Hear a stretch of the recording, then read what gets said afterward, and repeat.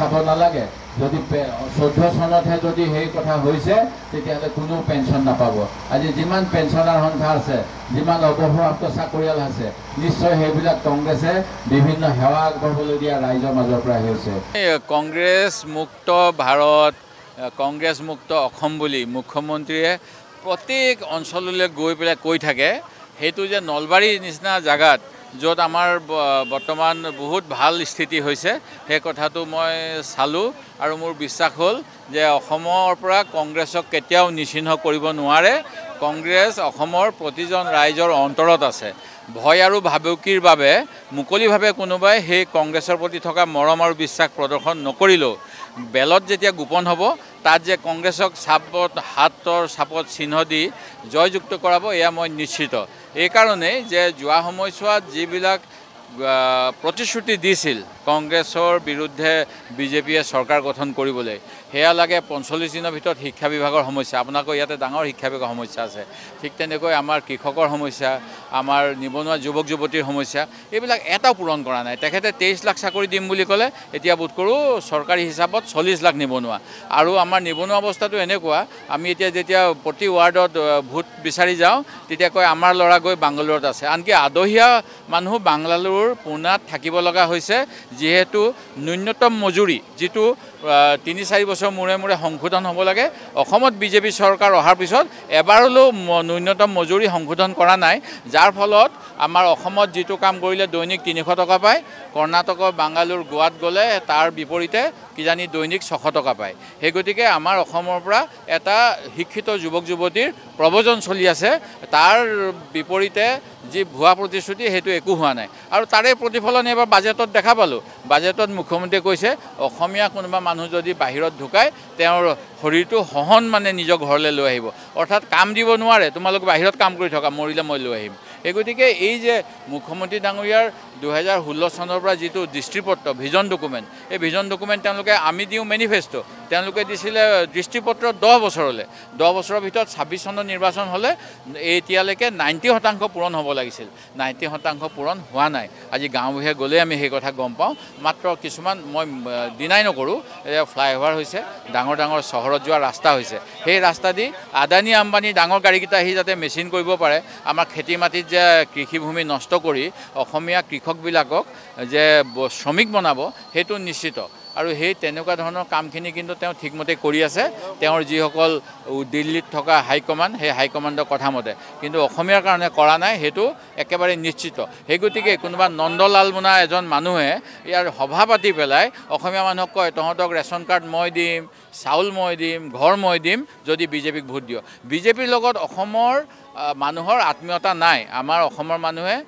মহাপুৰুষ শংকৰদেৱ আজান ফকীৰ সকলোৰে লগত একেলগে অসমীয়া হিচাপে ডাঙৰ হৈছে আজি কিছুমান জায়গাত দেখা যায় যে হিন্দু নৱবৰ্ষ বুলি বহাগ বিহু সময়ত পোষ্টাৰ দিছে এছামে কিন্তু আমাৰ অসমীয়া মানুহে অসমীয়া নৱবৰ্ষ বুলি কওঁ হিন্দু নৱবৰ্ষ বুলি নকওঁ কাৰণ ইয়াতে আমি অসমীয়া হোৱাৰ উপৰিও আমি ভাৰতীয় আৰু অসমীয়া হোৱাৰ উপৰিও আমি নিজৰ নিজৰ ধৰ্ম অনুসৰি একোজন নিজৰ ধৰ্ম পালন কৰা ভাৰতীয় আৰু অসমীয়া কবিগুৰু ৰবীন্দ্ৰনাথ ঠাকুৰ ডাঙৰীয়াই কৈছিল যে যি ধৰ্মই অন্য ধৰ্মক হিংসা কৰিবলৈ শিকায় অন্য ধৰ্মক বেয়া চকুৰে যায় হেতু কেতিয়াও মানৱ ধৰ্ম নহয় হেতু অসুৰৰ ধৰ্ম আৰু এই মহাপুৰুষৰ জন্মভূমিত মহাপুৰুষৰ বা চাউলুং চুকাফাৰ নীতি আদৰ্শে চলা অসমত অসুৰৰ ধৰ্ম নিশ্চয় থাকিব নোৱাৰে আমি মানৱ ধৰ্ম ল'ব লাগিব কথাটো চাওক বিপ্লৱ শৰ্মা কমিটিৰ প্ৰতিবেদনখন মই বিপ্লৱ শৰ্মা ডাঙৰীয়া এজন ন্যায়াধীশ সন্মানীয় মই তেখেতক সন্মান কৰোঁ কিন্তু যেটো আমাৰ ন্যায়াধীশে যেতিয়া কমিশন অফ এনকুৱাৰী কৰে তেতিয়া কিছুমান নিয়ম থাকে আৰু এই নিয়মত যদি কোনোবা এজনক অভিযুক্ত কৰে তেতিয়াহ'লে আত্মপক্ষ সমৰ্থন কৰিবলৈ সুযোগ দিব লাগে এটো ন্যাচাৰাল জাষ্টিছৰ কথা এতিয়া মুখ্যমন্ত্ৰী তৰুণ গগৈ ডাঙৰীয়াৰ বিৰুদ্ধে ইমানখিনি অভিযোগ দিলে তেওঁ কিন্তু সিদিনা ঢুকাইছে তেওঁক তেতিয়াহ'লে আপোনাৰ বিষয়ে এনেকৈ কৈছে আপুনি কি কয় পুলিচে জানো এনকুৱাৰী কৰিব গ'লে দুই পক্ষৰ কথা নুশুনে যে জাষ্টিছজনে নুশুনাকে এক পক্ষৰ ৰায় দিব আৰু আমাৰ মুখ্যমন্ত্ৰীয়ে কংগ্ৰেছ দলক গেলাবলৈ হেতু ব্যৱহাৰ কৰিব এটোতো সহ্য কৰা নাযায় সেই গতিকে মই সেই কথাটোৱে কৈছোঁ ঠিক তেনেকৈ এজন মানুহ তেওঁৰ নামটো হ'ল দালাল ডক্টৰ মৃগেন শইকীয়া ভেটেনেৰীৰ তেওঁ ডাইৰেক্টৰ হ'বলৈ ৰাকেশ পালক তেল মাৰি আছিলে সেই তেল মৰা মানুহটোৱে কিছুমান মানুহৰ পৰা টকা আনি মানে APSCত ৰাকেশ পালৰ দালাল হিচাপে ৰাকেশ পালৰ মানে জেপ গৰম কৰি আছিলে সেই মানুহটোৱে যিখিনি কথা ক'লে সেই কথাখিনিকে আকৌ মানে আমাৰ আমাৰ মুখ্যমন্ত্ৰীয়ে কৈ দিছে কিন্তু তাত স্পষ্টকৈ উল্লেখ আছে যিটো মানুহে সাক্ষী দিছে সি বহুত দিন গায়ব হৈ আছিলে যেতিয়া এনকুৱাৰী কমিশ্যনখন আহি গ'ল আহি যোৱাৰ পিছত সেই মৃগেন শইকীয়াই আপোনাৰ জাষ্টিছ বিপ্লৱ শৰ্মাৰ ওচৰত গৈ পেলাই এই কথাবিলাক কৈছে কিন্তু যেতিয়া তেওঁ কৈছিলে মোক ৰাজসাক্ষী বনাব লাগে বুলি যেতিয়া স্পেচিয়েল কোৰ্টত গোচৰ আছিলে স্পেচিয়েল কোৰ্টে কৈছিলে এই মানুহটো বিশ্বাসযোগ্য নহয় ইয়াক ৰাজসাক্ষী দিব নোৱাৰি হাইকোৰ্টত গ'ল তাৰ বিৰুদ্ধে হাইকোৰ্টেও ক'লে এইটো এটা ফাল্টু দালাল ইয়াৰ কথা শুনিব নোৱাৰি সেই কথা শুনি মুখ্যমন্ত্ৰীয়ে অসমীয়া মানুহৰ ইজ্জত কাঢ়ি আছে ইয়াতকৈ আৰু লাজৰ কথা হ'ব পাৰে নেকি ঠিক তেনেকৈ যোৱা সময়ছোৱাত আজি ব্ৰিটিছৰ গোলামী আছিলে আমাৰ দেশত আৰু দেশখন স্বাধীন কৰিলে আমাৰ মহাত্মা গান্ধীৰ নেতৃত্বত সেই কংগ্ৰেছ দলে আৰু যেতিয়া কংগ্ৰেছে সেই দেশ স্বাধীন কৰিছিল এচাম মানুহে কংগ্ৰেছক বাধা দিছিল তেওঁলোকে ব্ৰিটিছৰ সৈন্য ভৰ্তি হ'ব লাগে বুলি বিভিন্ন জাগাত কেনভাছ কৰিছিল কিন্তু আজি সেই তেনেকুৱা মানুহবিলাকে আজি পুনৰ গোলামীত আমাক দিব বিচাৰিছে আৰু সেইকাৰণে তেওঁলোকে কয় যে তহঁতি ভোটটো দিব লাগিব শাসক পক্ষক নহ'লে ঘৰ কাটি দিম নহ'লে অৰুণোদয় কাটি দিম নহ'লে জব কাৰ্ড কাটি দিম এইবিলাক ভয় ভাবুকি কংগ্ৰেছৰ মানুহৰ লগত নচলে আৰু আমাৰ দেশৰ জনগণৰ লগত নচলে মই ইয়াতে লগ পাইছোঁ এতিয়া যে আলফাৰ গুলি খোৱা মানুহে মোক দেখাইছে যে মই জিন্দা হৈ আছোঁ আলফাকো ভয় কৰা নাছিলোঁ আৰু বিজেপি কি হয় তেওঁলোকে লাঠিহে লৈ থাকে কংগ্ৰেছীবিলাকে ব্ৰিটিছৰ গুলি বাৰুদ